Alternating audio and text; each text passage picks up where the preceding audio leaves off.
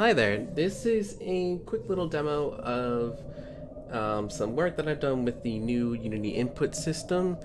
I've been using it along with the FPS macro game template project to get local multiplayer working. Since there's sort of a lack of local multiplayer PC games, and I kind of want to work on something like that.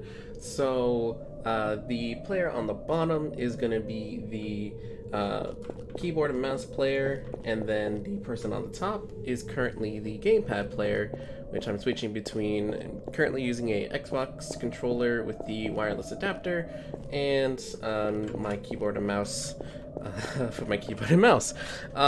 This took a lot of work. Initially getting the scripting adjusted to the input system, and then getting it to work with multiple players, and then trying to find a way to get them into the game, and then getting the camera set up. So the biggest problem that I was running into was that the weapon for the top player was actually showing on the bottom player screen, and there's only one HUD.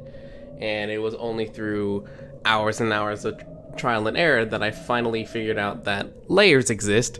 So some adjustment to the layers here and a little bit more scripting there, and we get what you see right now.